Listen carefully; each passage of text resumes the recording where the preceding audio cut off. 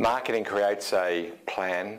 It's a great marketing plan, and any dispassionate viewer would say it's just a beautiful marketing plan, but it's completely and utterly worthless.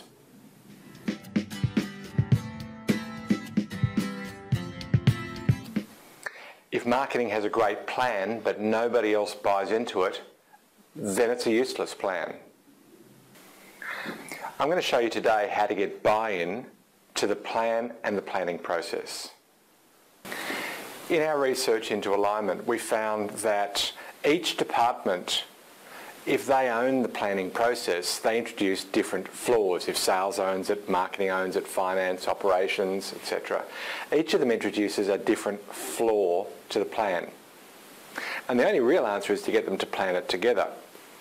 In fact, we found if they do plan it together, then you can generate 60% more out of the marketing function if all of those functions plan together. The problem with joint planning is what we all know as groupthink. You know how it goes. You get a bunch of people together and the loudest person in the room influences things unreasonably and often unhelpfully. There was a book written in 1841 by Charles Mackay, a Scottish journalist, and basically, in fact, let me get the title for you correctly, it is Extraordinary Popular Delusions and the Madness of Crowds. It basically described what you and I now know as groupthink. Well, in 2004 there was a response to that book written, it took a while, by a guy called James Surrowiecki. And Surrowiecki argued that there are certain occasions when the collective wisdom is better than the individual wisdom. And he set out to find when are those occasions and how can you replicate them. And that's what we're going to talk about today. So when are we smarter than I? When is the collective smarter than the individual? So in his book, The Wisdom of Crowds, Surrowiecki looks for the answer to that question. And what he basically concludes is this. You need the aggregate of genuinely independent thought. In other words, take soundings, multiple soundings, but independent soundings, aggregate that view, and then debate the collective view. It's the aggregate of genuinely independent thought that we need. Your leadership team needs to choose the right problem and needs to do it together. In a moment I'll show you how we do that in Funnel Plan, but first I'm going to do two things. Firstly, I'll show you the conclusion and share with you what Surrowiecki taught us. And secondly, I'm going to invite you to receive more blogs like this. But let's get to the conclusion first.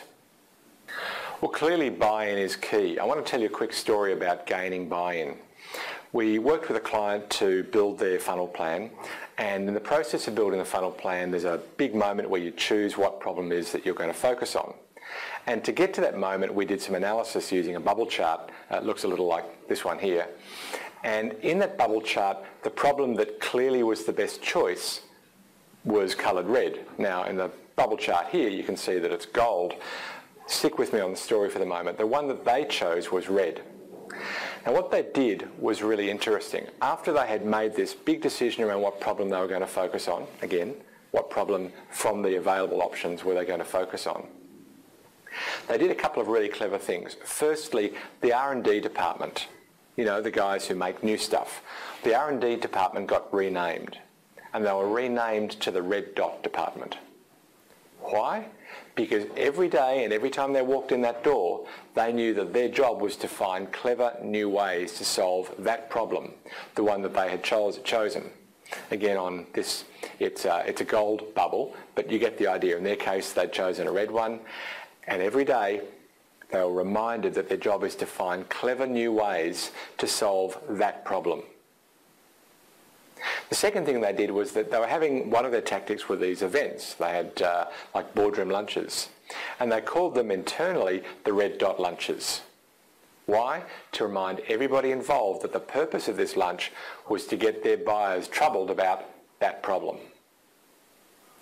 Small little activities there, but it gained significant buy-in and reminders that this is why we're doing what we do.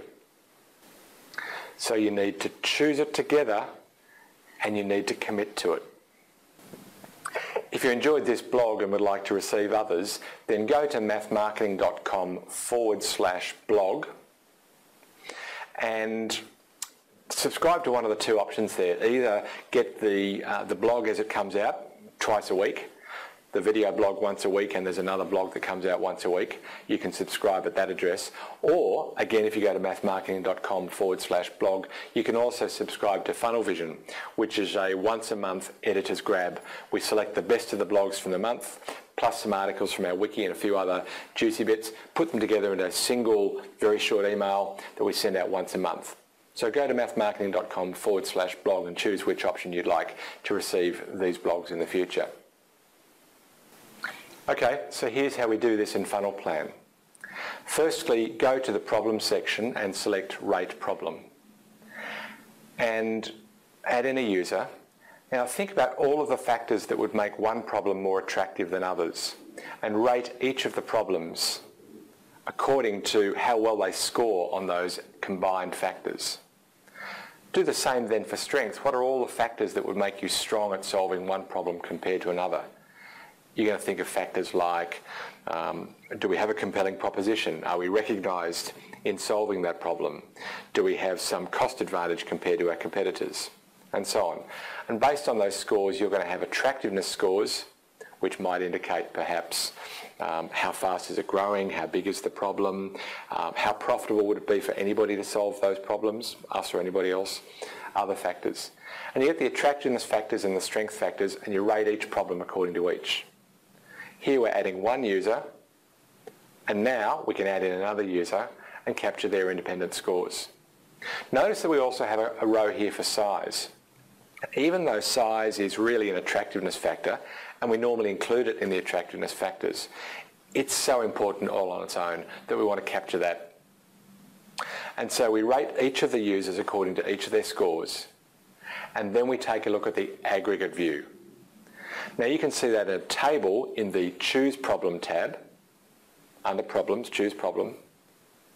You can also see it in the funnel plan itself by opening the PDF and taking a look at the bubble chart represented by those scores, or that represents those scores. In the end, it's all about making a choice. So look at the various options, and some of them will have excluded themselves, even though that they held some appeal, they didn't hold as much appeal as others. Exclude those, get down to the best few, and choose the one that ideally is very attractive and for which you're very strong at solving it. That would be perfect. If you can't, then at least find one that's very attractive that you think you can become strong at solving. Choose that and then commit. The key here is not doing it on your own and then selling your version of the truth. Form that together, form that view together. Get together, plan it, choose together, and then commit. May your funnel be full and always flowing.